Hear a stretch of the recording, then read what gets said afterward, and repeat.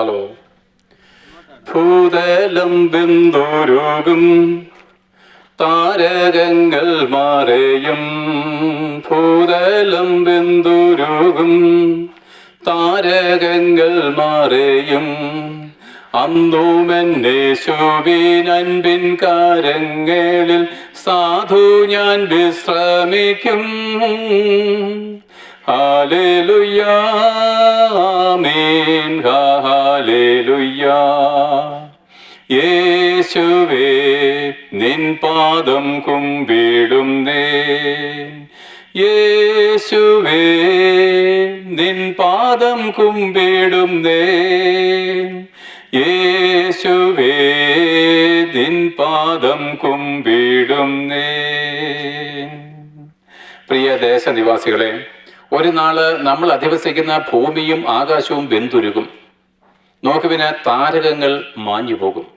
ആവട്ടെ, നമ്മളപ്പം എവിടെ വിലയം പ്രാപിക്കും? ആരുടെ കരങ്ങളിൽ നമ്മളെന്ന് ആശ്രയം കാണും? അല്ലെങ്കിൽ ഏത് മാർവിൽ നമ്മൾ ചാരും, പ്രിയപ്പെട്ടവരെ? എന്നാൽ നോക്കുവിന് അതിനൊരിടമുണ്ട്.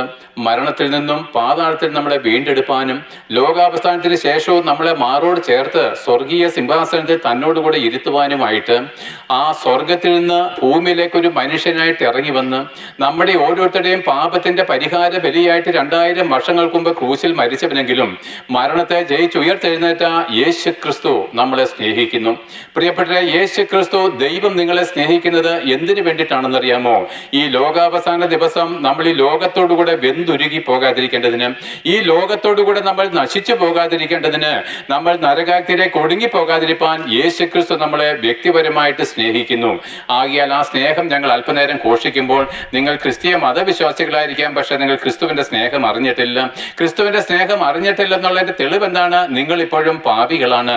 പ്രിയപ്പെട്ടവരെ, പാപികൾക്ക് ദൈവത്തോടുകൂടെ വസിപ്പാൻ കഴിയത്തില്ല. വിശുദ്ധനായിരിക്കുന്ന ദൈവത്തോടുകൂടെ പാപികൾക്ക് ജീവിപ്പാൻ കഴിയത്തില്ല. അതുകൊണ്ട് നോക്കുവിന് പാപമോചനം യേശു ക്രിസ്തുവിലുണ്ട്. അവന്റെ രക്തത്തിന് മാത്രമേ നമ്മുടെ പാപത്തിൽ നിന്ന് നമ്മളെ വീണ്ടെടുക്കുവാൻ കഴിയത്തുള്ളൂ. കാരണം എന്താണ്? അവന്റെ രക്തം സകല പാപവും പോക്കി നമ്മളെ ശുദ്ധീകരിക്കുന്നതാണ്. ആകിയാൽ നമുക്ക് പാപപരിഹാരം നൽകി തരുന്ന ഈ യേശു ക്രിസ്തുവിനെ, മരണത്തിൽ നമ്മളെ വീണ്ടെടുത്ത് സ്വർഗത്തിൽ എന്നേക്കും ജീവിപ്പാനായിട്ട് നമ്മളെ വിളിക്കുന്ന ഈ യേശു ക്രിസ്തുവിനെ നിങ്ങളുടെ ഇടയിൽ സന്തോഷത്തോടും അധികാരത്തോടും ഞങ്ങൾ പറയുകയാണ്. ഇന്നേക്ക് ഏകദേശം 2000 വർഷങ്ങൾക്ക് മുമ്പ് ഭൂമിയുടെ മധ്യഭാഗമായിരിക്കുന്ന യെരുശലേമില് ഇന്നും ലോകത്തിന് ഏറ്റവും വലിയ വിഷയമായിട്ട് തീർന്ന സംഭവം നടന്നു. അതെന്താണ്? യേശു ക്രിസ്തുവിന്റെ ക്രൂശീകരണം. അതേ പ്രിയപ്പെട്ടവരെ, അനേക കള്ളന്മാരെയും കവർച്ചക്കാരെയും ക്രൂശിൽ തറച്ച് റോമൻ പടയാളികൾ കൊന്നൊടുക്കിയിട്ടുണ്ട്. എന്നാൽ യേശു ക്രിസ്തു എന്ന പേരോടുകൂടിയ ഒരുവനെ ക്രൂശിക്കേണ്ടി വന്നത് മുഖാന്തരം സർവ്വലോകത്തിനും ഇന്നതൊരു പ്രശ്നമായിട്ട് തീർന്നിരിക്കുകയാണ്. അവനിൽ വിശ്വസിക്കുന്നവർക്ക് അത് സമാധാനവും, അവനെ തള്ളിക്കളയുന്നവർക്ക് നിത്യനരകവും എന്നുള്ള ഒരു പദവിയിലേക്ക് ഈ ക്രൂശിക്കപ്പെട്ട ക്രിസ്തുവിനെ ദൈവം ഭൂമിയുടെ മധ്യത്തിൽ നിർത്തിയിരിക്കുകയാണ്. നിങ്ങളുടെ മുമ്പിൽ ക്രൂശിക്കപ്പെട്ട ക്രിസ്തുവിനെ ഞങ്ങൾ പ്രസംഗിക്കുമ്പോൾ വിശ്വസിക്കുന്നവർക്ക് അത് ദൈവരക്ഷയും, തള്ളിക്കളയുന്നവർക്ക് അത് നിത്യനാശവുമായിട്ട് തീരും. ഈ ഭൂമിയുടെ രക്ഷകൻ യേശു ക്രിസ്തുവാകുന്നു. ഭൂമി നശിക്കുവാൻ കാരണം എന്താണ്? അല്ലെങ്കിൽ ലോകം നഷ്ടപ്പെട്ടു പോകാൻ കാരണം എന്താണ്? നാം ഓരോരുത്തരും നരകാഗ്നിയിലേക്ക് ഒടുങ്ങിപ്പോകുവാൻ കാരണം എന്താണ്? പ്രിയപ്പെട്ടവരെ, നമ്മൾ പാപം ചെയ്തത് കൊണ്ടല്ല. പാപം ചെയ്തത് കൊണ്ടല്ല നിങ്ങൾ നരകത്തിലേക്ക് പോകുന്നത്. കാരണം എന്താണ്?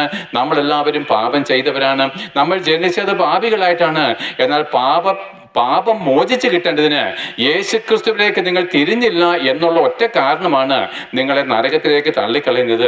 തൻ്റെ ഏകജാതനായ പുത്രനിൽ വിശ്വസിക്കുന്ന ഏവനും നശിച്ചു പോകാതെ നിത്യജീവൻ പ്രാപിക്കേണ്ടതിന് ദൈവം അവനെ നൽകുവാൻ തക്കവണ്ണം നമ്മളെ സ്നേഹിച്ചു.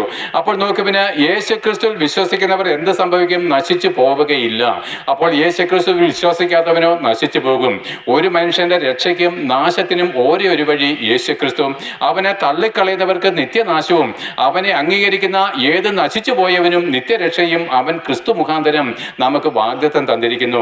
ആകിയാൽ എല്ലാവരുടെയും കണ്ണുകൾ ആ യെരുശലേമിലേക്ക് ഞാൻ തിരിക്കുകയാണ്. 2000 വർഷങ്ങൾക്ക് മുമ്പ് കണ്ടോ 2 കള്ളന്മാരുടെ മധ്യ ഒരുവൻ തൂങ്ങിക്കിടക്കുന്നത്. ഭൂമിയിലെ ഏറ്റവും മനോഹരവും ഉദാത്തവുമായിരിക്കുന്ന കാഴ്ചയത്രേ ഞങ്ങൾ വരച്ച് കാണിക്കുന്നത്. 2 കള്ളന്മാരുടെ മധ്യേ ഒരുവൻ തൂങ്ങിക്കിടക്കുന്നു. അവന്റെ മുമ്പിൽ എല്ലാവരും എന്താണ്? പരിഹസിച്ചുകൊണ്ട് അവന്റെ മുഖത്ത് തുപ്പുകയാണ്. ചിലർ പറയുന്നു, മന്ദിരം പൊളിച്ച് 3-ാം നാൾ പണിയുന്നവനെ ദൈവമേ, ഹാ ഹാ ഇറങ്ങി വാ. അവനോട് കൂടെ ക്രൂശിച്ച കള്ളനും അവനെ പരിഹസിച്ചു. നീ ക്രിസ്തുവോ? നീ ക്രിസ്തുവാകുന്നുവെങ്കിൽ തന്നെത്താൻ രക്ഷിക്കടാ, എന്നിട്ട് ഞങ്ങളെയും രക്ഷിക്ക്, എന്നാൽ ഞാൻ നിന്നിൽ വിശ്വസിക്കാമെന്ന് ഒരു കള്ളന്. എന്നാൽ അവന്റെ മറുഭാഗത്ത് കിടക്കുന്ന മറ്റേ കള്ളൻ പറഞ്ഞു, ഞാനൊരു പാപിയായിരിക്കുന്ന മനുഷ്യനാണ്, ഞാൻ ചെയ്ത തെറ്റിന്റെ ശിക്ഷയല്ലയോ ഞാൻ അനുഭവിക്കുന്നത്. ആകയാൽ യേശുവേ, നീ രാജാവായിട്ട് മടങ്ങി വരുമ്പോൾ എന്നെയും കൂടെ ചേർക്കണമേ. കണ്ടോ, യേശു ക്രിസ്തു മധ്യത്തിലും ഒരേ സ്വഭാവമുള്ള രണ്ട് കള്ളന്മാര് എടവും മലും. ആ കള്ളന്മാർക്ക് പ്രത്യേകിച്ച് ഒരു വ്യത്യാസവുമില്ല. രണ്ടുപേരുടെയും സ്വഭാവം ഒന്നാണ്, രണ്ടുപേരുടെയും കുറ്റം ഒന്നാണ്, രണ്ടുപേരുടെയും ശിക്ഷ ഒന്നാണ്. അതിൽ ഒരുത്തൻ സമശിക്ഷാപതി. അതിലൊരുവൻ യേശു ക്രിസ്തുവിനെ നോക്കി ഈ കള്ളന്മാരുടെ മധ്യത്തിൽ കിടക്കുന്ന കള്ളനെ നോക്കി പരിഹസിക്കുകയാണ്. എടാ, നീ ദൈവപുത്രനാണെങ്കിൽ നിന്നെ തന്നെ രക്ഷിക്ക്. നോക്ക് പ്രിയപ്പെട്ടവരെ, താൻ മരണത്തിന്റെ മുമ്പിൽ കിടന്നിട്ടും ആ ഒരു കള്ളന് മാനസാന്തരം ഉണ്ടാകുന്നില്ല. അവന്റെ ഹൃദയം കഠിനമായിരിക്കുന്ന ദേഷ്യം കൊണ്ട്, കോപം കൊണ്ട് നിറഞ്ഞിരിക്കുന്നു. പ്രിയപ്പെട്ടവരെ, ഭൂമിയിൽ മനുഷ്യന് കഷ്ടങ്ങൾ ഉണ്ടാകുമ്പോൾ ആരും മാനസാന്തരം ചെയ്യുവാൻ സാധ്യമല്ല. നിങ്ങളുടെ ജീവിതത്തിൽ ദുരന്തങ്ങൾ ഉണ്ടാകുമ്പോൾ ആരും ദൈവത്തെ സ്തുതിക്കാറുമില്ല. ദൈവത്തോട് എതിർക്കാൻ നിങ്ങളുടെ ഹൃദയം കഠിനമാകുന്നതേ ഉള്ളൂ. ഈ കള്ളനെ നോക്കുവിന് അവനും അവന്റെ കഠിനമായിരിക്കുന്ന ദുസ്സഹമായിരിക്കുന്ന സമയത്ത് അവന്റെ രക്ഷകനായിരിക്കുന്ന ക്രിസ്തുവിനെ തള്ളി പറയുക മാത്രമാണ് ചെയ്തത്. എന്നാൽ അതേ സ്വഭാവമുള്ള മറുഭാഗത്ത് കിടക്കുന്ന കള്ളൻ കണ്ടോ, അവനെ തന്നെ താഴ്ത്തി. അവൻ ഇങ്ങനെ ചിന്തിച്ചു, ഞാനൊരു കുറ്റക്കാരനാണല്ലോ, ഞാൻ ചെയ്ത തെറ്റിന്റെ ശിക്ഷ ഞാൻ അനുഭവിക്കേണ്ടതാണല്ലോ, അതുകൊണ്ട് ഞാൻ ഈ തെറ്റിലേക്ക് ഞാൻ തെറ്റ് ചെയ്തുകൊണ്ട് ശിക്ഷ അനുഭവിക്കേണ്ടി വന്നു. ഇത് അവന്റെ ഹൃദയത്തെ താഴ്ത്തി. പ്രിയപ്പെട്ടവരെ, അവന്റെ ഹൃദയം സൗമ്യത കൊണ്ട് നിറഞ്ഞു. അപ്പോൾ ദൈവം അവന് വെളിപ്പാട് കൊടുത്തു, സാരമില്ല, കണ്ടോ, നിന്റെ ചാരത്ത് കിടക്കുന്നവൻ നിന്റെ രക്ഷകനാണ്. നീ നിന്റെ പാപത്തിന്റെ ശിക്ഷയാണ് അനുഭവിക്കുന്നതെന്ന് നീ തന്നെത്താൻ സമ്മതിച്ചത് വഴി ഇതാ എന്റെ പുത്രനായിരിക്കുന്ന ക്രിസ്തുവിലേക്ക് നിന്റെ കണ്ണുകളെ ഞാൻ തിരിച്ചു തരാം. നോക്കിക്കേ, അവനിൽ നിന്റെ പാപമോചനമുണ്ട് കുഞ്ഞെ, അവനിൽ നിന്റെ രക്ഷയുണ്ട് കുഞ്ഞെ, അവനിലേക്ക് തിരിഞ്ഞ് രക്ഷ പ്രാപിച്ചു കൊള്ളുവിനെന്ന് ആ കള്ളനോട് ദൈവം വെളിപ്പാട് കൊടുത്തു. പ്രിയപ്പെട്ടവരെ, ദൈവം ഒരു കള്ളനെ തള്ളിക്കളയുകയും ഒരു കള്ളനെ സ്വീകരിക്കുകയും ചെയ്ത അനീതിയുള്ള ദൈവമല്ല. നമ്മുടെ ഹൃദയത്തിന്റെ വിചാരങ്ങൾക്കൊത്ത് മാത്രമേ ദൈവം നമ്മളോട് കരുണ കാണിപ്പാൻ കഴിയത്തുള്ളൂ. അവനെ സ്നേഹിക്കുന്നവർക്ക് നിത്യജീവനും അവനെ തള്ളിക്കളയുന്നവർക്ക് നിത്യശിക്ഷാവിധിയും ദൈവത്തിന് മുമ്പിൽ ന്യായമല്ലയോ പ്രിയപ്പെട്ടവരെ. ആകിയാൽ നോക്കുവിന് ഒരേ സ്വഭാവമുള്ള രണ്ട് മനുഷ്യരും, ഒരുത്തൻ തന്നെത്താൻ താഴ്ത്തിയപ്പോൾ സമാധാനവും പാപമോചനവും ക്രിസ്തുവിന്റെ ക്രൂശിൽ നിന്ന് അനുഭവിച്ചു. മറ്റേ കള്ളനോ അവനെന്താണ് ഹൃദയം കഠിനമാക്കിയിരുന്നത് വഴി അവൻ ആ രക്ഷ അനുഭവിക്കാതെ നരകാഗ്നിയിലേക്ക് ഒടുങ്ങിയും പോയി. ആകിയാൽ നിങ്ങളുടെ മധ്യത്തിൽ നിന്ന് ഞാൻ ഈ ക്രൂശിക്കപ്പെട്ട യേശു ക്രിസ്തുവിനെ പ്രസംഗിക്കുമ്പോൾ നിങ്ങളെ ഏത് വർഗത്തിൽപ്പെടും പ്രിയപ്പെട്ടവര്? ഏത് വിഭാഗത്തിൽപ്പെടും? അഹങ്കാരം കൊണ്ട് നിങ്ങളെ സ്നേഹിച്ച് നിങ്ങൾക്ക് വേണ്ടി മരിച്ച യേശു ക്രിസ്തുവിനെ തള്ളിക്കളയുമോ, അതോ ഹൃദയത്തെ താഴ്ത്തിക്കൊണ്ട് എനിക്ക് വേണ്ടി മറ്റൊരുത്തൻ മരിച്ചു പോകും, എനിക്ക് അവരെ ഒന്ന് അറിയണം, എനിക്ക് അവരെ ഒന്ന് ആസ്വദിക്കണമെന്ന് പറഞ്ഞുകൊണ്ട് ആ ക്രൂശിക്കപ്പെട്ട ക്രിസ്തുവിനെ നിങ്ങൾ രക്ഷകനായിട്ട് അംഗീകരിക്കുന്നുവെങ്കിൽ നിങ്ങൾക്ക് സമാധാനം. പ്രിയപ്പെട്ടവരെ, ഈ യേശു ക്രിസ്തു മരിപ്പാനുള്ള കാരണം എന്താണെന്ന് നിങ്ങൾക്കറിയാമോ? ഈ രണ്ട് കള്ളന്മാർ ആരാണെന്ന് അറിയാമോ? ഈ രണ്ട് കള്ളന്മാർ നമ്മളാ പ്രിയപ്പെട്ടവരെ. ഞങ്ങൾ നിങ്ങളുടെ മധ്യയിൽ നിന്ന് യേശു ക്രിസ്തുവിനെ പ്രസംഗിക്കുമ്പോൾ എൻ്റെ ചുറ്റും കിടക്കുന്ന നിങ്ങളെല്ലാവരും ആ രണ്ട് കള്ളന്മാരെ പോലെയാണ്. ഞങ്ങളും കള്ളന്മാരായിരുന്നു പ്രിയപ്പെട്ടവരെ. എന്നാൽ ഞങ്ങളെ തന്നെ താഴ്ത്തി ആ ക്രൂശിലെ ദിവ്യ സ്വഭാവത്തിന് കൂട്ടാളികളായിട്ട് തീർന്നതുപോലെ നിങ്ങൾ ചിലര് ഈ സുവിശേഷത്തെ നിഷേധിക്കുന്നു, ചിലർ ചെവി പൊത്തിക്കളയുന്നു. വിശേഷാൽ ക്രിസ്തീയ മത പുരോഹിതന്മാര് നിങ്ങളോട് പറഞ്ഞു, ഉപദേശം കേൾക്കല്ല, സുവിശേഷം കേൾക്കരുത്, ഉപദേശിമാരെ വീട്ടിൽ കയറ്റല്ല. പ്രിയപ്പെട്ടവരെ, നിങ്ങൾ എന്തിന് അവരോട് കൂടെ നരകവിധിയിലേക്ക് പോകുന്നു? ആകിയാൽ നിങ്ങളുടെ ഉന്നത ഭാവങ്ങളെ താഴ്ത്തേണ്ടതിന് ആ ക്രൂശിലേക്ക് നോക്കുകയെ. ഈ യേശു ക്രിസ്തു ആരാണ് പ്രിയപ്പെട്ടത്? ദൈവം താഴ്മയുള്ളവനാ. അയ്യോ, ഇന്നലെ നമ്മൾ ജനിച്ച് നാളെ മരിച്ച് നരകാഗ്നിയിലേക്ക് പോകുന്നത് നമ്മുടെ അഹങ്കാരം എത്ര വലുതാണ്. അതേ പ്രിയപ്പെട്ടവരെ, ഒരു ചെറിയ സ്വർണ്ണമാല കഴുത്തേലിട്ട പിന്നെ ഉടുപ്പിന്റെ ബട്ടൺസ് ഇടത്തില്ല, ഒരു കൊമ്പം വീഴ്ച ഉണ്ട്, പിന്നെ എന്താണ് കൈക്ക് ചില കരുത്തുണ്ടെങ്കിൽ എന്താണ് നെഞ്ച് വിരിച്ച് നമ്മൾ നടന്ന് മറ്റുള്ളവരെ വെല്ലുവിളിക്കുകയാണ്. നിനക്ക് അല്പം സൗന്ദര്യം കൂടിപ്പോയത് കൊണ്ട് നിന്റെ ഇഷ്ടത്താൽ വന്നാണോ? അല്ല, നീ എന്താണ് അഹങ്കരിക്കുകയാണ്, അവസാനം നീ ചതിവിലേക്ക് വീഴുകയാണ് പ്രിയപ്പെട്ടവരെ. എന്നാൽ നമ്മുടെ അഹങ്കാരം നമ്മളെ അവസാനം കൊണ്ടെത്തിക്കുന്നത് നിത്യമായിരിക്കും ദുഃഖത്തിലാണ്. എന്നാൽ ദൈവം എത്ര താഴ്മയുള്ളവനാണ്. തന്റെ പുത്രൻ സ്വർഗത്തിലിരുന്നവനും ആകാശത്തെയും ഭൂമിയെ സൃഷ്ടിച്ച ദൈവത്തിന്റെ വചനമായിരുന്നവന് അവനൊരു മനുഷ്യനായിട്ട് ഇറങ്ങി വന്ന് നമുക്ക് ഓരോരുത്തർക്കും പകരക്കാരനായിട്ട് ആ ക്രൂശിലേക്ക് കയറുമ്പോൾ ആ നമ്മുടെ പാപത്തിന്റെ ശിക്ഷ അവൻ ഏൽക്കേണ്ടി വന്നു. അവൻ അടി കൊണ്ടപ്പോൾ അവൻ ഒരു അക്ഷരം മറുത്ത് പറഞ്ഞില്ല പ്രിയപ്പെട്ടവരെ. നമ്മൾ കണ്ടു കഴിഞ്ഞ ദിവസം ഒരു സ്കൂട്ടറുകാരന് ഒരു കാറിന്റെ സൈഡിൽ അബദ്ധത്തിൽ അവന്റെ ഗ്ലാസ് ഉരസി എന്ന് പറഞ്ഞ് ആ കാറിലിരുന്ന മലയാളിയായിരുന്ന ഭർത്താവും അവന്റെ ഭാര്യയും കൂടെ ചേർന്ന് അവനെ ഇടിച്ചു കൊന്നു. നോക്ക് പ്രിയപ്പെട്ടവരെ, അഹങ്കാരത്തിന്റെ മൂർധന്യാവസ്ഥയാണിത്. കാരണം എന്താണ്? അവനെ പറ്റി അവന് ബോധമില്ല, അവൻ നാളെ മരിച്ചു പോകുമെന്നുള്ള അവൻ അറിവില്ല, അവനെ ഭരിക്കുന്ന അവന് ശിക്ഷ വിധിക്കുന്ന ഒരു ദൈവം ഉണ്ടെന്നുള്ള അവൻ അറിവുമില്ല. എന്നാൽ നോക്ക് പ്രിയപ്പെട്ടവരെ, ദൈവത്തിന്റെ താഴ്മ കണ്ടുവോ? തൻ്റെ പുത്രനായിരിക്കുന്ന ക്രിസ്തു ഒരു മനുഷ്യനായിട്ട് താഴേക്ക് ഇറങ്ങി വന്നു. മനുഷ്യന്റെ വായിലെ തുപ്പൽ അവന്റെ മുഖത്ത് വീണിട്ട് അവനൊരു വാക്ക് മിണ്ടിയില്ല. അവന്റെ ചാട്ടമാറുകൾ അവന്റെ ദേഹത്തെ മാംസകഷ്ണങ്ങളെ അടർത്തി കളഞ്ഞപ്പോൾ അവനൊരു വാക്ക് മറുത്ത് പറഞ്ഞില്ല. അതെ, അവൻ എല്ലാം ക്രൂശിൽ നിനക്ക് വേണ്ടി സഹിക്കുകയാണ്. നീ അനുഭവിക്കേണ്ട എല്ലാ വേദനകളും യേശു ക്രിസ്തു നിനക്ക് പകരക്കാരനായിട്ട് അനുഭവിക്കുകയാണ്. പ്രിയപ്പെട്ടവരെ, എന്തൊരു സ്നേഹമാണിത്! ഇതാകുന്നു ദൈവത്തിന് നമ്മളുള്ള സ്നേഹം. അങ്ങനെ അടിയേറ്റ് തകർക്കപ്പെട്ടവൻ നിന്റെ സകല പാപഭാരവും ചുമലിലേൽക്കേണ്ടി വന്നല്ലോ. ആ പരിശുദ്ധന്റെ തോളിൽ നിന്റെ കഠിനമായിരിക്കുന്ന മ്ലേച്ഛപരമായിരിക്കുന്ന പാപഭാരമായിരിക്കുന്ന കഴുകുമരം ചുമക്കേണ്ടി വന്നല്ലോ. അത് ചുമന്നത് വഴി ആ പാപഭാരത്തിൽ അവന്റെ ശരീരം ആണിയടിക്കപ്പെടേണ്ടി വന്നു.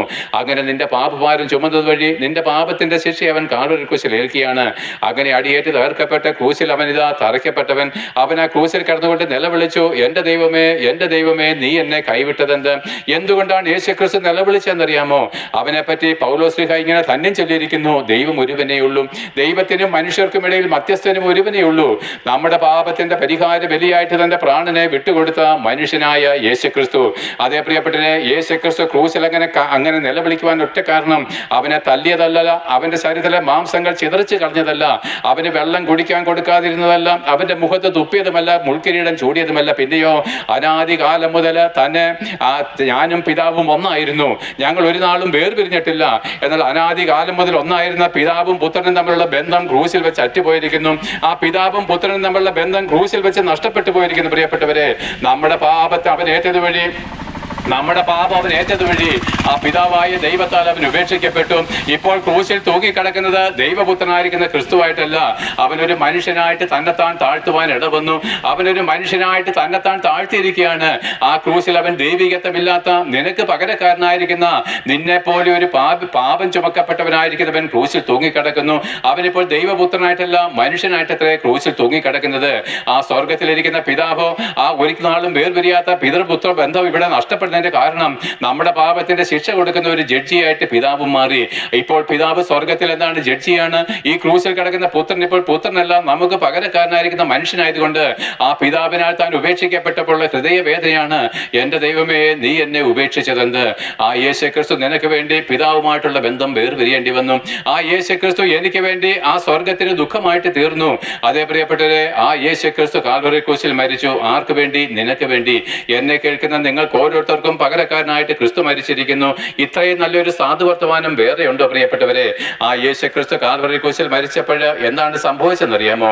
മനുഷ്യന്റെ പാപത്തിന്റെ പരിഹാരം ആ ക്രൂശിൽ വന്നു കഴിഞ്ഞിരിക്കുന്നു. മനുഷ്യൻ